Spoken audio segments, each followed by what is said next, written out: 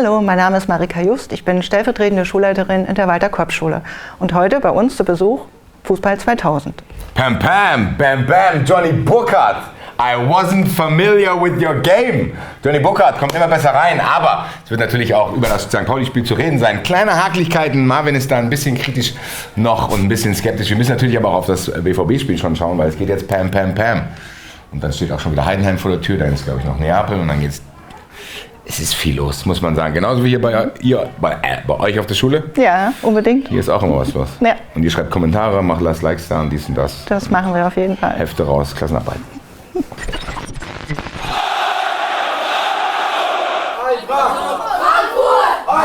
Jawohl, ja.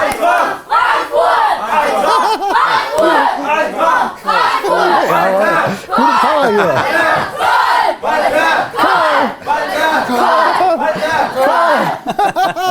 Hallo, hallo, wow. Wow. Wow, erstmal Applaus an euch. Fußball 2000, wir sind wieder da und wir sind heute an der Walter-Kolb-Schule in Höchst. Ich freue mich, dass wir hier sind, insbesondere nach diesem wunderbaren Sieg, den wir jetzt hatten. Und ich glaube, wir legen los, oder wolltest du vielleicht noch ein kleines etwas sagen? Ja, vielen Dank. Ja, willkommen Fußball 2000, willkommen in der Walter-Kolb-Schule. Wir freuen uns sehr, dass ihr heute hier seid. Und ja, wie das so ist für eine Schule mit Lehrern und Schülern, da gibt es ja so das eine oder andere, was man gefragt wird und antworten muss, gell, Kinder? Wir haben da was vorbereitet für euch. Bitte schön. Jetzt müssen wir was vorbereiten. Ja, jetzt seid ihr dran. Alles klar. So, gebe ich dir mal. Soll ich das mal vorlesen? Ja, hast du das gleiche wie Ja. Ja. Okay. Lies vor. Okay. Im Publikum befindet sich ein Schüler, eine Schülerin, die mit einer Eintracht-Legende aus den 90ern verwandt ist. Ui, was? Können die Experten in Anführungszeichen. Die Experten.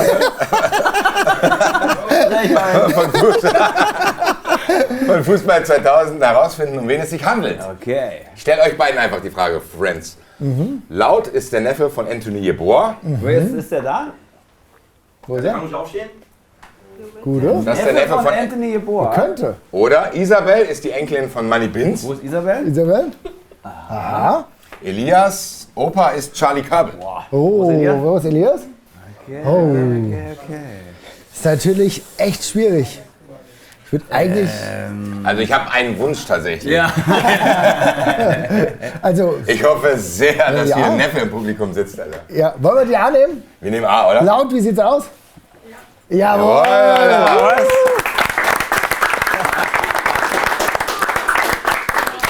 Geil.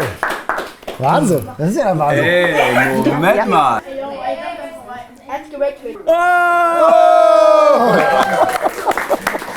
Hey, Anthony! Hi! Wie geil. Grüß dich. So, ich hoffe, du hörst uns auf jeden Fall.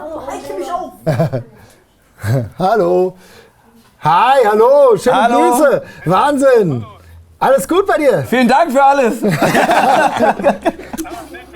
Ja, Wahnsinn. Ey. Damit haben wir jetzt nicht gerechnet hier heute. wirklich nicht. Ziemliche Eskalation unsererseits, ja. Aber absoluter Hammer. Auch geil, dass Laut ein Neffe ist. Wir freuen uns, mit solchen Legenden hier unterwegs zu sein hier heute. Wahnsinn, ey. Wir drehen hier Fußball 2000 heute an der Walter-Kolb-Schule in Höchst. Und Basti ist auch schon aufgeregt. Tatsächlich, mein Freund. Schöne Grüße. Wahnsinn. Ist dein Neffe auch so talentiert wie du? Sehen wir den bei der Eintracht irgendwann? Hoffentlich dieser Monat. Vielleicht ich komme vorbei. Ah, Okay, ja, okay. komm vorbei. Da kommst du mit Laut vorbei und der spielt dann bestimmt auch Laut, irgendwann bei der Leute, auch bei der Eintracht im Endeffekt. Ne? Thank you. Danke, Toni. thank you so much. Bye bye. Danke. Tschüss.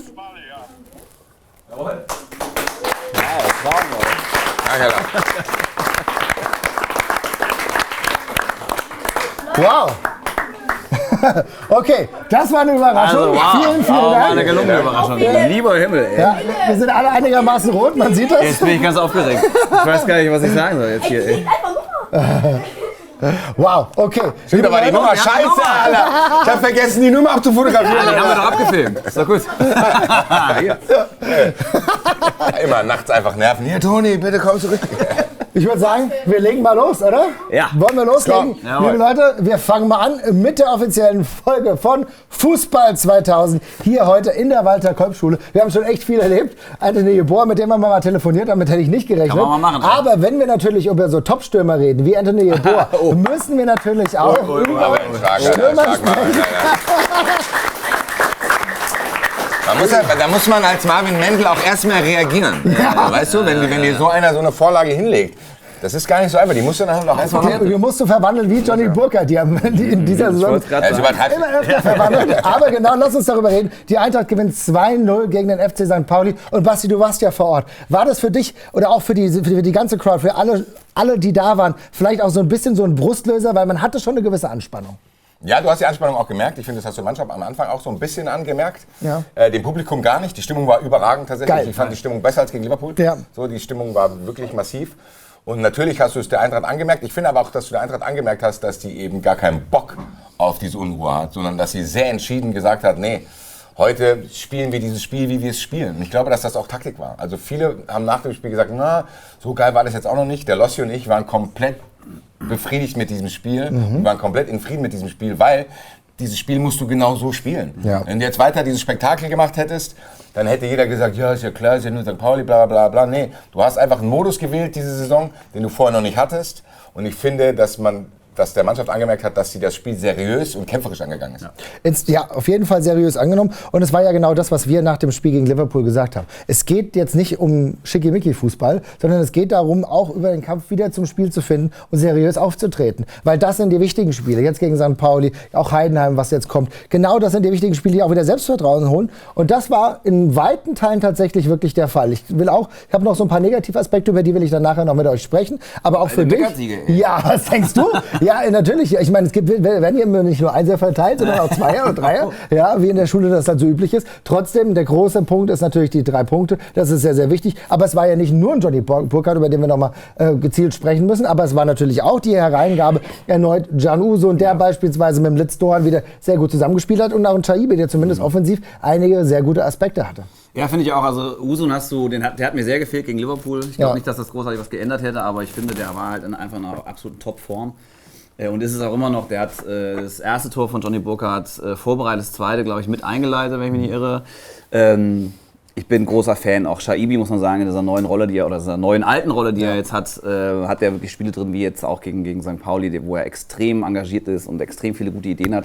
Insgesamt war das genau das, was du jetzt brauchtest. Ne? Das war da kam ein angeschossener Gegner, wo klar ist, die stellen sich erstmal hinten rein und gucken mal, ob sie 1, 2 Konter vielleicht fahren. Die gut organisiert sind. St. Pauli, man kann sagen, ja klar, die haben jetzt so viele Spiele hintereinander verloren. Ja, trotzdem muss man sagen, dass Blessin es gut geschafft hat. Trotzdem, diese Mannschaft ist immer gut organisiert. Das ist das, was ich meine. Irgendwann hakt es bei denen an der Qualität, aber trotzdem sind sie gut organisiert. Eigentlich ist das ein sehr undankbarer Gegner. Das ist genau das, was ich meine. Ne? Du hast es auch bei den Highlights vorhin, die wir kommentiert haben, auch nochmal gesehen, wie diszipliniert die in so einer Fünferkette stehen. Ja. Davor nochmal 2 Sechser. Also das ist super undankbar, gegen die zu spielen. Und das ist ein Spiel, das hätte die Eintracht vor 4, 5 Jahren 1:1 gespielt, 0:1 verloren. Und jetzt hast du es ganz souverän runtermoderiert mit dem 2:0, fährst nach Hause, alles wunderbar. Ja, theoretisch, was wolltest du noch sagen? Ja, gerade nach einem Liverpool-Spiel. Ja. Also du musst es ja schaffen. Ich meine, wir haben ja nach dem Galatasaray-Spiel genau diese Diskussion gehabt, dass du das Gefühl hattest, okay, du kommst zu so einer Riesenparty und dann musst du dich irgendwie im Alltag auch irgendwie noch in Stimmung bringen. Das ist ja gar nicht so einfach dann. Ich meine, wir kennen das alle. Ja. Freitagabend, go, go, go, dann ist ja Samstag erstmal so wechseln. Ja, nein, weißt du, und das ist genau diese Kunst, die du dann haben musst. Dann ist das Wetter schlecht, dann hast du keinen Bock. Bei Can Uzun doppelten Respekt. Weil ich glaube auch, dass der mit einem gewissen Frust auf diesen Platz gekommen ist, den ich auch verstehen kann. Der liefert die ganze Saison ab, kommt das Highlight-Spiel und dann sagt Topmöller, kommst du mal wieder bis zurück. Ja. Und dann sagt er, aber gegen St. Pauli, da darfst du wieder spielen. Das musst du als Spieler auch erstmal nehmen. Da habe ich auch schon Spieler gesehen, die dann lustlos auf den Platz gekommen sind. Das ist vollkommen richtig. Trotzdem hast du gesagt, ja, runtermoderiert. Das ist auch nicht ganz der Fall, weil es hätte auch durchaus die eine oder andere Szene geben können, die uns in Bedrängnis bringt. Gleich am Anfang diese ganz, ganz knappe Abwehrsituation und da sehen wir die Schwächen der Eintracht, auch in der Abwehr, immer mal wieder eklatant zum Vorschein kommen. Natürlich war es so, es war ein knappes knappes Abseits. Aber wärst du da in der 3. Minute in Rückstand geraten, hätten wir vielleicht ein anderes Gespräch, was wir hier gerade führen. Also es gibt diese Mikromomente und was mich wirklich geärgert hat, deswegen will ich da mit euch drüber sprechen, es gibt immer wieder diese zu leichten Ballverluste, die mich richtig ärgern. Abstoß, beziehungsweise Einwurf, dann ist es, glaube ich, sogar, ich weiß nicht, ob es Chaibi war, der dann den Fehlpass macht. Theat, und kann Theat sein, aber was dann auch das Problem ist, Brown, der ansonsten offensiv ein sehr gutes Spiel gemacht hat, ist ja nicht energisch genug, geht nicht gegen den Ball und dann gibt es natürlich einen Konter und dann ist es halt der FC St. Pauli, der den Konter nicht vollendet, aber das sind 2, 3 wirklich gefährliche Situationen, wo ich sage, da ist man eigentlich ein bisschen zu leichtfüßig unterwegs, lieber Stefan. Also genau, ich meine, das Ding ist, gegen so einen Gegner, da ist relativ klar, was die wollen. Ne? Ja. Die stellen sich solide hinten rein, die können sehr gut verteidigen und dann haben die relativ schnelle Spieler, um eben genau so 1, 2 von diesen Situationen in so einem Auswärtsspiel eben zu fahren. Die kannst du nicht immer wirklich verhindern. Dieses Abseitstor in der 3. Minute oder wann es war, das ging, da war, glaube ich, Theat derjenige, der wirklich auch wieder einen blöden Fehlpass spielt. Das sind Unkonzentriertheiten, über die haben wir ja in den letzten Wochen extrem häufig geredet. Die dürfen nicht passieren. Und das ist jetzt gegen St. Pauli gut gegangen. Auch diese Situation ganz gegen Ende in der 80. Minute oder was, wo auch so ein Konter dann nicht vollendet wurde, weil der Spieler, ich weiß nicht, wer er heißt, direkt auf den Torwart schießt und nicht irgendwie aus langen Eck, weil sonst steht es halt 1-2 und dann wird es nochmal ein bisschen hakelig und so. Das sind Situationen, die hat jetzt St. Pauli nicht angenommen, aber das sind eben Sachen, da kriegst du gegen Liverpool oder gegen Dortmund oder gegen Bayern, da klingelt es halt 2 Sekunden später klingelt es. Und du hast ja gesehen, gegen Liverpool haben wir lauter solche Fehler gemacht, zu einfach, die eingeladen, natürlich ist es eine Top-Mannschaft, aber über das Wie kann man immer reden und da waren diese Fehler, die wurden ausgenutzt. Und deswegen, ich glaube, du wirst nie als Mannschaft alle Fehler abstellen können, aber gerade bei einem Einwurf, wo dann, das war Chaibi, wo der den Ball zu lasch auf Brown spielt und Brown aber nicht gedankenschnell dahinter. Du meinst die Situation, wo Brown nicht zum... Das sind diese Dinger, die mich tierisch ärgern und die musst du schon abstellen. Und da ist ein Weg, der Weg der Eintracht schon gegangen jetzt wieder, weil wir gemerkt haben, dass insgesamt der Art verbessert war, auch ein Koch ein Stück weit verbessert war. Aber das sind so die Momente, die werden gegen Top-Gegner, da kriegst du ja auf den Deckel. Ja, ich weiß aber gar nicht, ob man die so leicht rausschütteln kann. Das war das, was ich positiv probiert habe zu formulieren am Anfang, als ich gesagt habe, man hat der Eintracht am Anfang das schon ein bisschen angemerkt. Das kann man dann so ein bisschen an die Seite schieben. Aber natürlich hast du recht, dass es die eine oder andere Situation gab. Ich lege halt auch den Finger in die Wunde. Die einen Top-Gegner bestraft. Aber ich glaube, das ist auch eine Qualität, dass du dich dann nicht beirren lässt. Und sagst einfach, nee, also ich glaube, dass in Freiburg gab es wildere Szenen. Du hast das Gefühl gehabt, du hast diese wilde Szene mit Koch gehabt und danach hast du wirklich viele merkwürdige Verteidigungsaktionen gehabt, wo der Ball viel hoch war, dann hast du viel rausgeköpft. Ja. Da war sehr, sehr viel mangelnder Spielfluss drin, sage ich mal. Das war viel hohe Bälle, zweite Bälle rausgeköpft, wieder rausgeschossen. Und gegen St. Pauli, muss ich sagen, hat die Eintracht einfach trotzdem weitergemacht und hat die Gefahr, glaube ich, die Stefan vorhin beschrieben hat, trotzdem in Kauf genommen, weil du ja sonst auch offensiv dich nicht durchsetzen kannst. Du musst ein gewisses Risiko gehen gegen Mannschaften, die praktisch fast mit 8 Mann auf einer Linie spielen. Ja. Da musst du in irgendeiner Art und Weise sagen, ey Bruder, komm mal mit nach vorne, wir müssen ihnen irgendwie den Raum weiter öffnen, damit, dass die Innenverteidiger vielleicht auch mitspielen, dass der Außenverteidiger mit reingeht, dass du Räume öffnest gegen diese Vereine, weil am Ende ist es sonst viel zu schwierig. Wenn du die nicht aufmachst, dann kannst du, glaube ich, an einer gewissen Stelle die Offensivkraft gar nicht entwickeln, die du dann trotzdem brauchst. Basti, das stimmt, aber die Szenen, die ich angesprochen habe, haben damit gar nichts zu tun. Weil das, was du sagst, ist eine Situation, wo du natürlich mit langen Bällen versuchst zu überspielen. Bei mir sind es diese Szenen, wo du eigentlich gerade einen Spielaufbau machst, der ein bisschen anders war. Die beiden Szenen, die ich im Kopf habe, unter anderem den Einwurf, da gab es nicht so eine direkte Offensivsituation. Das, was du sagst, da gebe ich dir vollkommen recht, da hat man das ja super gelöst, insbesondere mit weiten Flanken bzw. mit weiten Pässen, die endlich mal wieder ankamen, von Theat, auch von einem Koch, der es wirklich geschafft hat, eine Abwehrreihe zu überspielen und dann ist es direkt schnell ausgeführt und gefährlich geworden, unter anderem über Chaibi, der dann ja auch zum 2:0 diese markante Aktion hatte, oder auch von Knauf, der in Mikrosituationen sich auch wieder gut angedeutet hat, dass er halt eine große Qualität für die Eintracht mitbringt. Ne? Ich glaube, dass du aus solchen Spielen auch nicht viel Ableitung machen kannst, weil das ist halt genau dieses Spiel, du kommst aus dieser Situation, wo so eine merkwürdige und in meinen Augen merkwürdige Unruhe drauf war. Ja, also ich fand die sehr merkwürdig, muss ich mal auch sagen. Ja. Also dass da auch in der Sportschau, glaube ich, von einem Krisenduell gesprochen wurde. Ich habe mir gedacht, Leute, so was ist, also klar läuft nicht alles gut und klar musst du diese Unkonzentriertheiten, die in den vergangenen Spielen noch häufiger aufgetreten sind, musst du die benennen. Aber hier bei St. Pauli gegen Frankfurt, und St. Pauli steht auch nicht auf dem Abstiegsplatz, klar haben die paar Spiele verloren, ein Krisenduell zu sprechen, dann sage ich, ja, wie schnell sind wir da eigentlich dabei und wie schnell verselbstständigt sich dann so ein Gelaber auch, dass du es der Mannschaft auch anmerkst. Die wissen ja selber, und die Unkonzentriertheiten waren auch noch da. Du hast ja recht, du hast einzelne Szenen. Robin Koch kann auch 3 Kreuze machen, der hat auch 2 Situationen gehabt, wo du das Gefühl hast, oh Bruder, wenn da irgendwie mehr Qualitätsspieler steht, dann bestraft er das wieder und dann geht die Diskussion weiter. Aber die Eintracht, was soll die Eintracht jetzt machen? Soll die aufhören Fußball zu spielen, weil sie Angst hat? Nein, er hat weitergemacht, er hat durchgezogen und ich finde, um mal zum 1-0 zu kommen, chronologisch, dieses Tor ist auch sinnbildlich dafür, wie die Eintracht vorhatte, dieses Spiel zu gewinnen. Du kombinierst dich einigermaßen durch, dann ist die Szene fast schon gegessen, dann rettet Can Usundi, dann hast du einen Torwartfehler, aber Torwartfehler hin oder her. Johnny Burkhardt musste auch erstmal stehen. Ja. Also ich glaube, wenn wir 3 da vorne drin gespielt hätten wir so gemacht, boah, Bruder, spiel doch ab. So, wäre es nicht in der Szene drin geblieben. Ich hätte mir einen laufenden Kreuzbandriss zugezogen. Ich meine, Johnny Burkhardt bleibt in der Szene drin. Und das ist kein Spektakel, das ist kein Sololauf, das ist kein Mamouche-Freistoß, das ist kein Etiketté-Zauber. Das ist fast noch geiler. Das ist viel geiler, das ist fast noch geiler. Diese Mittelstürmer-Tor. Stürmer. Ich liebe das. Und da siehst du auch in dieser Situation beide. Es ist Papa erzählt vom Krieg. Aber wirklich, ey. Das ist genauso wie letzte Woche gegen Freiburg. Da hat er auch 2 Tore geschossen, die so diese ganze Bandbreite an Johnny Burkhardt, Mittelstürmer-Klasse irgendwie zeigen. Ne? Eins reinmurmeln, das andere richtig geil wegmachen. Das war jetzt wieder genau dasselbe.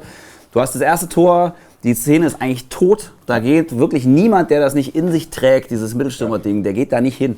Und bei Burkhardt siehst du, der macht einen Schritt vor dem Verteidiger, dann ist der nicht mehr zu holen und klack, netzt den ein. Und das zweite Ding, da muss man wirklich sagen, das ist ein völlig unterschätztes Weltklasse-Ding. Ja. Ey, das ist ein 35 Meter eine Halbfeldflanke, 35 Meter, er pflückt die hinter seinem Gegenspieler mit der Brust runter, schiebt sich dann sofort vor den Gegner, schiebt den weg. Und hat dann noch die Geduld und wartet noch, dass der noch einmal fällt, damit er dann in der Bewegung, aus der Bewegung heraus, quasi hinten über den Torwart drüberlegen kann. Also das ist ein absolutes Sensationstor tatsächlich. Das ist so schwierig und das ist so ein geiles Mittelstürmertor. Du den Elfmeter noch mit einpreist. Das ist genau, was du sagst. Er sagt, okay, ganz ehrlich, ich biete dem St. Pauli-Spieler auch jetzt an, mich hier zu faulen, dann kriegen wir wenigstens einen Elfmeter. Ja. Da sind so viele parallele Gedanken, die er da scheinbar hat oder instinktiv das macht. Das ist, wie du sagst, das ist, nochmal, auch das Tor und das Tor noch mehr. Das ist genau das. Das ist auch trotzdem, das ist kein Spektakeltor, das ist kein Übersteiger, das ist gar nichts, aber das ist ein Tor. Eins für Kenner ist das. Es ist ein Kennertor. Auch dieser Ball von Chaby, der ist komplett Feinkost. Also ich meine, es gibt einen Fallwinkel, auch das Tempo, wo Johnny Burkhardt diesen Ball erreichen kann. Und genau das hat Chaby getroffen, genau diese Temperatur. Dann fällt der Ball rein, du hast es gesagt. Ja, hast du super gesehen. Das sieht ja nicht technisch hochwertig aus, was er da macht. Aber Marvin hat das Wort vor Johnny Burkhardt schon erfunden. Du brutalisierst den auch rein. Mit deinem absoluten Willen und dann findest du genau den Winkel und ich meine, er hat jetzt schon 2, 3 von diesen Toren in Gladbach. Ähnliches Tor, dass er so fast Ante Rebic Pokalfinale-Vibes hat, wo er den Ball irgendwie noch, keine Ahnung, bricht sich die Hüfte und gibt dem irgendwie noch so einen Spin und versucht den da reinzusliden.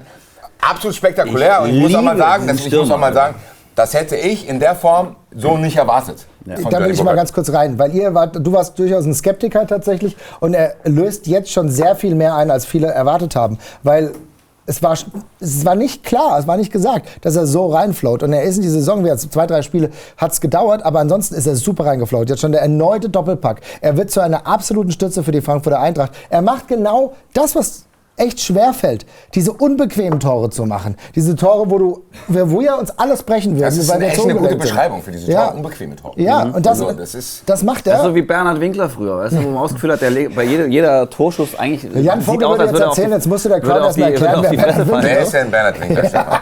Genau. Das macht die Sendung nochmal barrierefrei. Also, genau, google das, wir blenden ihn ein. Shots fired! Aber, liebe Leute, das ist natürlich eine ganz, ganz große Qualität, mit Johnny Burkhardt reingekommen ist. Und ich muss sagen, das macht mir auch als Zuseher ungemeinen Spaß, weil wir haben eine Waffe da vorne drin, die so auch gar nicht so auszurechnen ist. Aber dann kommt es natürlich auch dazu, dass ein Chaby genau diese Pässe auch macht. Und das finde ich total gut, dass du es nochmal erwähnst, wie gut die schon zusammenspielen. Das sieht man auch in der Traube der Freude, wenn dann alle zusammenkommen nach dem 2-0. Traube der Freude. Traube der Freude, mein lieber Freund. Ja, ist halt so. Dann kommen die alle zusammen und freuen sich gemeinsam. Da merkt man auch, das Konstrukt funktioniert. Und ich glaube, offensiv sind da sowieso viele Teilchen, die gerade ineinander funktionieren. Absolut. Und ich meine, wenn man sich die Einzelspiele anguckt, du hast einen Usun, du hast einen Doan, Shaibi, Burkhardt, das sind ja alles Spieler, die richtig gute Fußballer sind. Also so ein Spieler wie Usun hast du wenige von in der Liga, Doan ebenso. Wenn die miteinander Fußball spielen, das kennt man selber noch von früher, so aus der Jugend oder vom Bolzplatz. Es gibt 2, 3 mit den ganz Schicken, Wenn die gegnerische Mannschaft 2, 3 von so Jungs hattest, dann wusstest du, oh krass, heute kriegen wir den Ball nicht so häufig. Ne? Und genauso ist es in der Offensive von der Eintracht. das sind einfach richtig geile Schnicker. Und jetzt, Burkhardt meinte ja ganz am Anfang schon nach dem ersten oder zweiten Sieg so von wegen, ja, ich brauche noch ein bisschen, um reinzukommen. Jetzt nach dem Sieg gegen Pauli hat er gesagt, es wird immer besser, ich komme immer besser rein, wir lernen uns immer besser kennen. Und ich finde, das siehst du halt. Auch die Chance von Uzun zum Beispiel, die super herausgespielt ist über Uzun, glaube ich, selber oder Shaibi dann zu Doğan, der legt ihn in die Mitte zu Burkhardt, der lässt ihn kurz mit der Hacke tropfen auf Uzun, der dann den Weg einmal um die Verteidiger rummacht und abzieht. Da hast du gesehen, was das für eine Kombination eigentlich ist, in was für ein Tempo und wie die schon irgendwie checken, wo der andere hinläuft und so. Also das war mit die wichtigste Szene im Spiel. Ja. Auch wenn es nicht zu einem Tor geführt hat. Die Art und Weise, wie sie miteinander kombiniert haben. Übrigens auch, ihr habt die Tore angesprochen von Johnny Burkhardt, aber eins, was nicht zum Tor geführt hat, war aber trotzdem herausragend. War auch langer Pass. Knauf gibt ihm im Kopf ein bisschen weiter und Burkhardt sofort drauf. Vollendet nicht, aber das war schwierig und aber trotzdem die Art und Weise, die Schnelligkeit der Abfolge, die hat mir super gut. Und da siehst du auch, das ist auch so ein klassisches Johnny Burkhardt Mittelstürmer, so eine Johnny Burkhardt Mittelstürmer-Szene gewesen. Ne? Ja. Der kriegt den da einmal vor die Füße getropft. Direkt abgezogen. Und sofort, der lädt sofort durch. Ne? Ja. Und da siehst du, das ist einfach, der Typ ist ein Vollblut-Neuner und ich liebe solche Spieler. Aber dann stelle ich dir natürlich die Frage, jetzt erstmal zurückgehen. 2-0, Eintracht Frankfurt gewinnt gegen St. Pauli. Ich komme schon vor, wie Leute, die ein Instagram-Video machen, weil ich so immer das wiederhole, Gebetsmühle hatte, damit ich die SEO-Begriffe richtig terge. Naja, egal. Aber das ist ein wichtiger Sieg. Wir haben einigermaßen, sind wir wieder in der Spur. Jetzt beruhigt sich jeder mal. Ich hoffe, dass auch diejenigen in den Pressespalten sich einigermaßen beruhigen, weil tatsächlich war es mir auch ein bisschen zu aufgeregt, was du angesprochen hast, dass jeder schon irgendwelche Krisen stilisiert hat schon hochgejazzt, aber jetzt ein bisschen Ruhe rein. Aber wie kommen wir mit dieser Offensivpower jetzt gegen Dortmund, die ja schon am Dienstag, also morgen, schon hier in Frankfurt gastiert, wie können wir Dortmund da richtig bearbeiten, dass es für die eine schwierige Partie wird?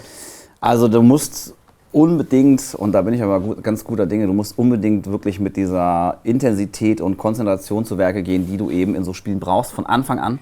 Du musst denen einen richtigen Fight bieten. Die brauchen so ein bisschen was von diesem oldschooligen Eintracht Frankfurt-Schmerz, den die in den letzten Jahren immer mal erfahren haben. Weißt du, dass die ankommen, ja, und dann so ein bisschen, weißt du, dass die merken, dass die für die Zweikämpfe richtig was tun müssen, um die zu gewinnen. Also du musst wirklich von Anfang an richtig da sein, du musst die richtig bearbeiten und dann musst du gucken, dass du deine spielerischen Qualitäten ebenso aufs Feld bekommst. Das wird ein richtiger Brocken morgen. Ich muss sagen, dass ich Niko Kovac bei Dortmund absolut unterschätzt habe. Ich habe gedacht, das passt niemals.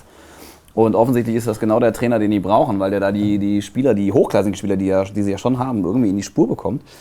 Und der ist bekannt dafür, das kennen wir ja so, eben auch so Mannschaften aufzubauen, die genau mit so einer Mentalität in die Spiele gehen. Das heißt, da musst du denen musst du auf Augenhöhe begegnen, mit eben genau dieser Intensität. Ich bin sehr gespannt auf morgen. 2 Punkte oder 3 Punkte, wie auch immer. Du sprichst vieles an. Ich glaube, was ganz, ganz wichtig ist, dass wir wirklich sehen, dass mit Kovac eine andere Mentalität im BVB eingekehrt ist. Auch die haben jetzt ganz, ganz spät im Spiel, ich glaube in der 96. Minute, das 1-0 gegen Köln gemacht. Das heißt, die haben sich mit dem 0-0 nicht zufrieden gegeben. Das hat mich auch tierisch geärgert. Ich habe gedacht, vielleicht kommen die so ein bisschen angeschlagen nach dem Köln-Spiel hierher. Aber dann machen die noch das späte Tor. Das ist auch eine Motivation für die. Und das Ding, was ich immer in mir spüre, ist, wir wissen, wie es unter Kovac ist. Kovac hat immer geschafft, in Pokalspielen bis zum Äußersten die Spiele anzuzünden. Und dieses Pokalgame, das haben wir nicht so drauf, muss man ganz ehrlich sagen. Die Dino Topmöller-Mannschaft kommt aktuell eher über die Liga.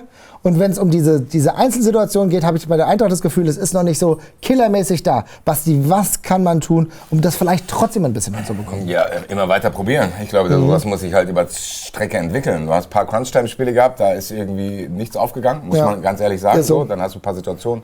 Ich glaube, in Leipzig sind wir damals ausgeschieden, du bist gegen Saint-Gilloise ausgeschieden, du bist gegen Tottenham ausgeschieden. Das waren alles so Knackerspiele, die auch auf der Kippe standen, wo du es halt nicht gegangen bist, aber was hilft? Also du kannst dich ja jetzt nicht mehr ergeben. Ich finde genau, was du gesagt hast, also diese offensichtlichen Gedanken. Niko Kovac, Pokal, stabilisiert, du kannst diesen Fight Club Frankfurt, den kannst du dir nicht anbieten, das hat Niko Kovac erfunden. Ja, das ist es. So, du kannst ja nicht da hingehen und sagen, ey, ich überlege mir was Krasses. Und dann sagt er, ja Bruder, das habe ich nach Frankfurt gebracht. Überlegt euch was anderes. Deswegen, vielleicht musst du einen ganz anderen Ansatz wählen. Vielleicht muss Dino Topmöller sagen, weißt du was, ich zerslice dich mit meiner Geige. So, dann könnt ihr kämpfen, wie ihr wollt. Aber was ich bin der taktisch bessere Trainer. Okay. Das kann auch sein. Also du musst dich natürlich vielleicht das sind ja aber zwei unterschiedliche Dinge. Einmal diese grundsätzliche Einstellung zum Spiel und zu der Art und Weise, wie du Zweikämpfe führst, weil ohne die wird es nicht gehen in dem Spiel. Und dann kannst du gucken, was du taktisch dir irgendwie einfallen lässt. Nee, ich finde schon, dass das einhergeht. Wenn ich einen kämpferischen Ansatz wähle und sage, okay, ich gehe auf Absicherung, dann nehme ich vielleicht nicht so viele Spieler hinter dem Ball, nehme nicht so viele Spieler nach vorne, ich spiele Nico Kovac, Bruder schlag den Ball an. Also das ist die eine Sache, wo ich sagen würde, das sollte er bitte nicht machen, weil das haben wir im Liverpool-Spiel gesehen. Das versuche ich ja gerade zu erklären. So, das ist ja genau dieses Kovac-Ball. Den kannst du ja nicht in Gänze spielen, weil er beraubt sich deine eigenen Stärken. Die Eintracht ist ja jetzt trotzdem, hast du nicht so viele Spieler, was diese Spielweise betrifft, ein Level höher. Und ich glaube, Dino Topmöllers Stärken liegen leider noch nicht in dieser absoluten "Was geht ab, was willst du von mir" Geschichte, so wie Nico Kovac das den Mannschaft eintrichtern kann. Aber ich glaube, in einer unglaublich taktischen Breite. Und vielleicht muss die Eintracht gar nicht diesen Fight Club Frankfurt aufbieten, sondern vielleicht ist das Geigenkonzert dasjenige, was mehr Karten verkauft an dem Tag als irgendeine MMA-Veranstaltung. Vielleicht ist es so, Dortmund auch gute Einzelspieler, aber am Ende glaube ich, dass das fast egal ist. Weil es ist ein Spiel und es wird darauf ankommen, wie gut kommt die Eintracht an dem Tag in dieses Spiel rein und dann entscheiden diese Kleinigkeit und auch das Publikum. Und du hast natürlich vollkommen recht, wie gut kommen sie rein, aber dafür kannst du dir natürlich nicht am Anfang diese K.O.-Situation leisten, die gegen St. Pauli nicht bestraft werden, aber das ist ja, aber die gegen BVB, aber genau, aber trotzdem, du musst halt diese Wachheit halt dementsprechend schon haben, ne? Und ich glaube, da musst du doch schon ein bisschen aufpassen. Die Frage ist natürlich, du hast eben die Einzelspieler angesprochen, na klar, gerade ein Spieler wie Metscher ist gerade sehr, sehr gut drauf, Adeyemi ist auch so zwischen mal gut, mal nicht so gut, ne? Dann hast du Guirassy, das sind alles sehr, sehr gefährliche Spieler, auf die der Eintracht natürlich aufpassen muss, aber da hast du nicht ein Universalkonzept, ne? Du musst halt sehen, dass die Einzelqualität bei uns in der Defensive schon, also ich glaube schon, dass du einen Adeyemi schon mal entnerven kannst. Ja, der hat uns schon oft genug entnervt, ja? Da kenne ich persönliche Fäden mit Basti und Adeyemi, ja? Ich glaube, das muss man nicht mal hervorrufen, ja? Aber die Situation ist natürlich, ich glaube schon, dass du diesen Kampf annehmen musst, gleichzeitig wach sein musst, aber ich würde beispielsweise in der Aufstellung im Vergleich zu St. Pauli gar nicht viel verändern. Das ist das, was ich gerade sagen wollte. Was ich nicht sehen möchte, ist, und das ist ja auch so ein Topmodel-Feature immer mal, dass bei so Highlight-Spielen plötzlich irgendwas in der Aufstellung passiert, wo du denkst, was ist das denn jetzt? Also jetzt gegen Liverpool zum Beispiel. Mach deine Sache, mach dein Ding. Das, was gegen Liverpool irgendwie halt ohne Stürmer, sondern also ohne nominellen Stürmer irgendwie. Und wenn ich jetzt am Dienstag dann um 18:30 Uhr das Spiel, 17:30 Uhr mir die Aufstellung angucke und dann sehe ich, da spielt kein Stürmer oder sowas, weißt du, also man sollte schon mit breiter Brust reingehen. Ist immer noch ein Heimspiel, du bist in den letzten Jahren bist du auf ein Level gekommen, wo man fast immer mal so in Phasen sagen kann, du bist auf Augenhöhe spielerisch mit denen. Nicht in Gänze und auch nicht finanziell oder was auch immer, aber man ist schon irgendwie an einem ganz anderen Punkt als jetzt noch vor irgendwie 10 Jahren, was so diese Distanz zum BVB angeht. Deswegen, breite Brust, gucken, dass du dich konzentrierst, diese individuellen Fehler irgendwie versuchen draußen zu lassen, ordentlich in die Zweikämpfe gehen, denen richtig einen Fight bieten und dann gucken, dass du deine spielerischen Stärken nicht vergisst. So. Ich glaube, was ganz wichtig sein kann, ein Spieler, über den wir selten sprechen, der sich aber auch jetzt wieder gut eingefunden hat, Skiri beispielsweise, dass wir da auch nichts mehr ändern. Ich finde jetzt, gerade nach diesem 2-0, lass doch alles mal so, wie es ist. Die sind jetzt noch nicht ausgepowert. So, ne? Für mich ist es jetzt wichtig, auch in diesem Korsett jetzt erstmal ein bisschen Klarheit zu finden und denen ein bisschen die Möglichkeit geben, sich einzuspielen. Und das hat gut funktioniert. Für mich ist klar, das ist eine Sondersituation. Es ist ein bisschen ungünstig, dass es halt in der zweiten Runde schon passiert, weil der BVB, den hätten wir auch im Halbfinale treffen können. Jetzt ist halt diese Situation in einer Zeit, in der wir hätten bessere Zeiten erwischen können. Aber andererseits, wenn das jetzt klappt... Wenn du den Pokal gewinnen willst, dann musst du sie alle schlagen. Halt, dann musst du sie alle schlagen. Aber das ist für mich, kann das jetzt schon wieder den Turning Point geben. Auf der anderen Seite ist es natürlich aber jetzt auch kein Drama, wenn wir jetzt ausscheiden. Das ist ein absolutes Drama, Alter. Für mich ist tatsächlich weiterhin die Liga auf der 1. Das muss ich tatsächlich sagen. Ich weiß, du bist ein bisschen anders. Ich habe so ein bisschen das Gefühl, dass den Cup hochhalten. Ja, du bist immer so, ja, mach das, ich kann es verstehen. Mal wieder ein bisschen Silberware, ist ja schon wieder 3 Jahre her. Ja, ich merke schon, ne? Gestiegene Ansprüche. Aber Basti, würdest du in der Aufstellung was verändern? In der Aufstellung selber wäre es mir egal, aber nicht an der taktischen Ausrichtung. Weil ich habe das Gefühl, diese Geschichte, die wir da in Freiburg gewählt haben, das fand ich ein bisschen blöd. Ja. So zu denken, wie schnell fange ich an, meinen Weg an zu zweifeln? Oh, jetzt haben wir viele Gegentore gefressen, was mache ich? Ein Verteidiger mehr? Nee. Zieh dein Ding durch. Welche personelle Besetzung ist mir dann am Ende egal. Wenn Dino Topmöller wird es besser beurteilen können als ich, wer im Training, wer wacher ist, wer in irgendeiner Art und Weise vielleicht taktische Spezialoperationen besser erfüllen kann. Ich meine, das wird ja auch immer so entschieden. Bahoya passt manchmal besser, dann passt manchmal Knauf besser. Dann hast du die defensive Mittelfeldzusammensetzung. Das sind dann alles so Nuancen. Aber mir geht es um die Grundeinstellung, zu sagen, das, was wir vorhaben, das funktioniert in großen Teilen schon gut. Wir brauchen einfach nur noch mehr Selbstvertrauen, um das vorzutragen. Und dann kann irgendeiner kommen und sagen, ja, wir entnerven euch jetzt. Dann sagst du, nee, du kommst gar nicht an den Ball, weil wir uns da durchkombinieren. Oder sonst irgendwas, je nachdem, was der Ansatz ist. Und am Ende glaube ich, dass Dino Topmöller das auch so ein bisschen einleitet gerade. Wir haben es gesehen gegen St. Pauli, ist ja mehr aus dem Sattel gegangen, wie manche geschrieben haben. Und das ist einfach so das Gefühl so. Ist auch geil, was man immer so hineininterpretiert in diesen Mikrosituationen. Ne? So, dass du, nein, aber ich habe schon das Gefühl, und das hat er in der Pressekonferenz auch gesagt, man muss merken, wenn man in Frankfurt spielt. Das ist in den letzten Wochen ein bisschen verloren gegangen. Genau. So, Union Berlin kam hierher und hat uns einfach hier die Sachen vom Tisch geklaut und wir haben nichts gemacht. Ja. So, es muss halt einfach passieren. Und wenn du gegen Dortmund verlierst, kann passieren. Das ist im Endeffekt, genau wie Stefan gesagt hat, eine starke, solide Mannschaft. Das hätte ich Niko Kovac im Leben nicht zugetraut. Ich hätte gedacht, klar, stabilisiert er die jetzt letzte Saison. Dann tritt der Korkut-Effekt ein, dass du den aus Dankbarkeit behalten musst. Und dann am Ende am 8. Spieltag wieder Diskussion hast. Das ist nicht eingetreten, er hat die stabilisiert, er hat das hingekriegt, dass der ein oder andere Spieler von denen auch wieder funktioniert und dass er auch gerade in Pokalwettbewerben leider wirklich Game-Modus bei denen ist in der Champions League. 4-2 gegen Kopenhagen, ne? So, und die werden genauso hierher fahren und die werden genau diesen Wettbewerb so ernst nehmen. Aber am Ende, meine Güte, wir müssen uns da auch nicht verstecken, auch nicht aufgrund der letzten Wochen. So, meine Güte. So, was hat Uzun für Feuerwerk abgebrannt? Der wird diese Tore auf engem Raum, die er gegen Galatasaray zum Beispiel gemacht hat, warum soll der die nicht gegen Dortmund auch machen? Und abschließend Borussia Dortmund, die haben sich gegen Köln auch lange schwer getan. Und Kwasniok hat da auch eine Möglichkeit gefunden, wie er die davon abhalten kann, zu vielen Torschancen zu bekommen, weil er immer wieder gefährlich war. So, die haben Dortmund auch so ein bisschen, die haben die so ein bisschen kommen lassen, aber gesagt, boah, lasst uns nicht zu viel kommen, weil wir können auch hier Pam kontern. Und das, was El Mala da ein paar Mal gemacht hat, wir haben 3 El Malas in der Mannschaft. So, also von daher ist, glaube ich, wirklich, da ist was drin. Und die Eintracht braucht auch das wieder, dass sie das weiß. Und dieses bisschen, nix, gib ihm mal da. Und dementsprechend frage ich mal die Expertinnen und Experten. Jetzt will ich von euch alle gleichzeitig bei 3, 2, 1. Ihr sagt mir mal euren Tipps. Kann auch ganz unterschiedlich sein. Also 3, 2, 1. Wie geht's aus? 2-1. Oh. 3-2. Was? 3-2 für die Eintracht. Also ihr sagt alle für die Eintracht, ja? Ist das so? Aha, also. 2-0.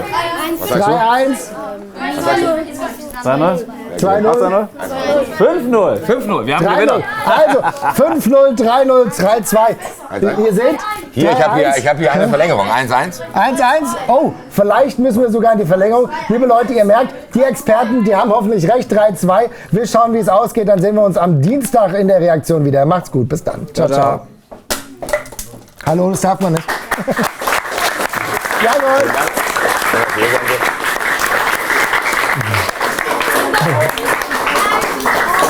So, ihr Lümmel von der letzten Bank. Wer heute von euch nicht noch Tafeldienst hat oder Hausaufgabendienst oder noch nachsitzen muss oder was auch immer oder wegen einer 6 zu Hause Hausarrest hat, der kann jetzt noch hier die Highlights gucken. Kommentiert von Mar, von mir. Guckt euch das 2-0 von der Eintracht nochmal an gegen St. Pauli. Das hat sich sehr gelohnt und bietet eine schöne Vorbereitung auf das 2-0 morgen gegen Dortmund. Also, schaut rein.